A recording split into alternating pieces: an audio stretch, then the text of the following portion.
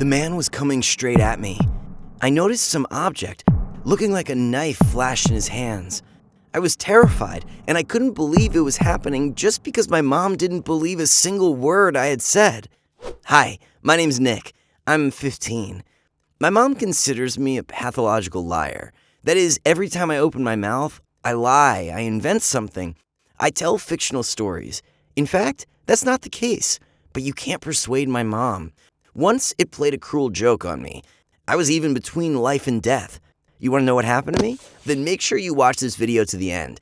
And don't forget to like, please. Here we go. It all started in my childhood.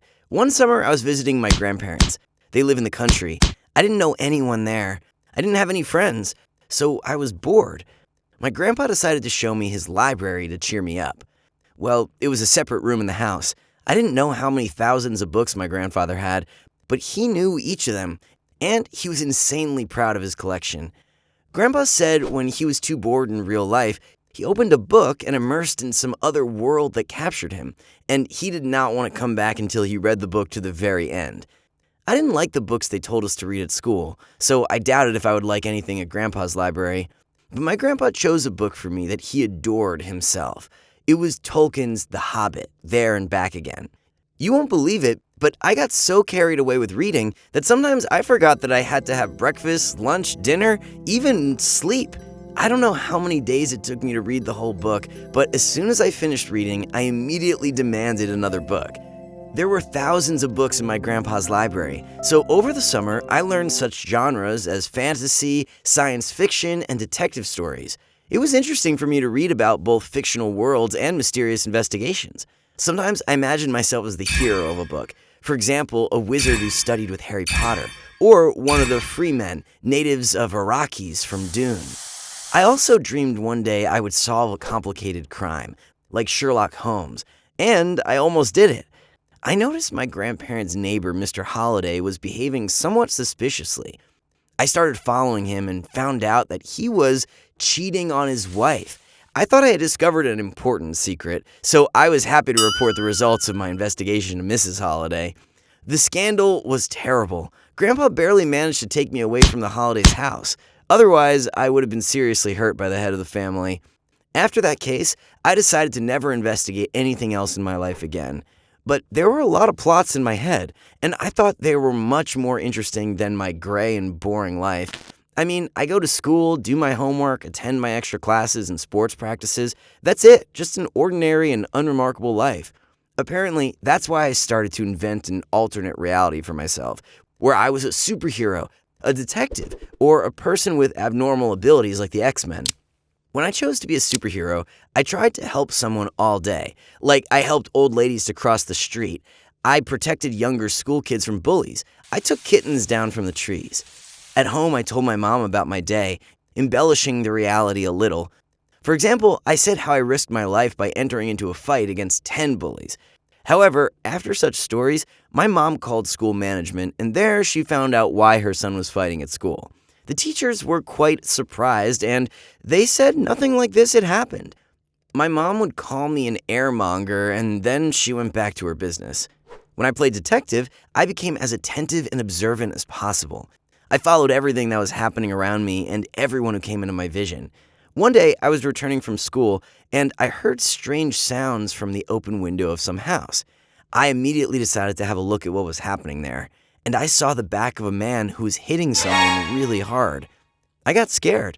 I ran home, and I told my mom about what I saw. We called the police together, but it turned out the man was just working out, and what he was hitting was a boxing dummy, having a human torso. Oops. The police laughed at me. They warned my mom they would issue a fine for the next false police call and left. After that, my mom had been very angry with me for a long time. But I did not stop there. One day, I decided to show my mom my real superpower, the fire control. I read on the internet about some substance that can be smeared on your hands, then you can set them on fire, but the fire will not burn your skin. I decided to test this substance, and at the same time impress my mom and show her my superpowers. I mixed the substance following the instructions. Then I dipped my hands in it and set my hands on fire during our family dinner. My mom screamed, and my dad rushed for some water. As a result, I ended up in the hospital with bad burns on both of my hands. Since then, my mom doesn't believe a single word I say, especially when I tell her about some unusual events or some interesting people I met. I am already 15 now, but to my mom, I'm still a 9-year-old boy who set his hands on fire in the kitchen. Okay, today, even I think my thing with the fire was quite strange. Me and my mom agreed I kept my fantasies to myself, and things were fine until we had a new neighbor. I must say that I never liked the house standing next to us. It was dilapidated, old, it had worn out paint on the walls. It always seemed to me ghosts or zombies lived in such houses, or some crazies who believed in spirits and communicated with dead relatives at night through a spiritualistic seance and Ouija board. Our new neighbor seemed to be kinda that sicko. He was silent, always wore dark clothes and a hood over his head. When one day me and my mom met him in the evening, my mom even felt uneasy, and my imagination had already painted his image into a complete book character. He seemed to me to be an unhappy husband who had lost his beloved wife, and now he was trying to bring her back to life by all means, including some forces from other worlds. And soon he would sell his soul to the devil and then be reunited with his beloved one. Of course, I'm not seriously talking about this now. However, this man was very suspicious, so I decided I should keep my eyes open. But I shouldn't go too far in my observations. You see, I'm a light sleeper. So one night, I woke up from a woman's scream, which I heard somewhere close. I was afraid something had happened to my mom, but when I went down to my parents' bedroom, they were both sleeping. Thinking the scream belonged to someone from the street, I looked out the window, but I didn't see anybody nearby. When I heard the scream again, I realized it was coming from the house next door, and I started shaking with fear. At first, I wanted to wake my parents up, but then I remembered the case with the boxing dummy and I decided to check everything first. There were no more screams, and I thought I might have invented all this up. In the morning, it turned out a girl who was returning home late from work disappeared in our neighborhood at night. Her bag was left a few meters from our house, and this was all that was left of her. At that moment, I felt uneasy. I remembered the screams at night, and I even wanted to tell the police officers about them, because the officers asked people nearby trying to find the witnesses and clues. But as soon as I opened my mouth, my mom immediately silenced me, apologizing to the police officer for my vivid imagination. But it was true. Since then, my sleep had become more disturbing. I was afraid to hear a woman's screams from the house next door again, and one day, it happened again. I looked out of my window to the windows of the house standing opposite. Our neighbor looked back at me from there.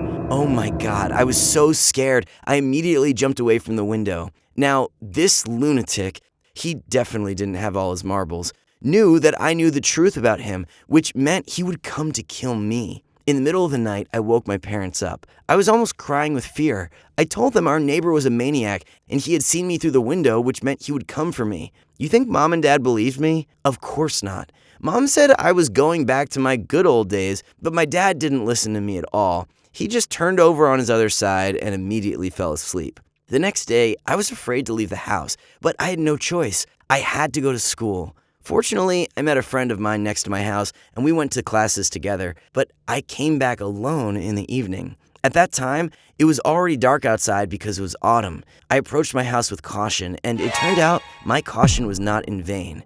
When I was already at the gate, I saw our strange neighbor was heading towards me, and there was something that looked like a knife in his hands. I was so terrified, and I couldn't believe he was going to kill me now, and I'd be dead. And that's because my mom didn't believe a single word I said, and she didn't listen to me last night. The neighbor was getting closer, and at the moment when I already saw his bloodthirsty grin, the police cars with flashing sirens drove up to our house, and several policemen ran out of there. They immediately knocked the neighbor down to the ground. A terrified mom came out of our house, and while we were recovering from a shock, a policeman told us our new neighbor was a criminal who had escaped from the mental asylum and he was kidnapping women. Fortunately, both girls were found alive this time, and he would return to the asylum. I thanked the police that they had arrived in time, and I acted as a witness, telling them about the screams I heard twice during the night. This time, my mom didn't stop me. I must say, now she treats my words more carefully, because once her disbelief almost cost me my life. Tell me, have you ever come across the things that you've imagined in real life? For example, when you wanted to impress or surprise your friends with something, Has it ever happened to you that people didn't believe you because of your too vivid imagination? Type your stories and answers in the comments below. If you liked my story, click thumbs up and subscribe to the channel. Click the bell button to never miss new stories and turn on the notifications. Bye, everyone!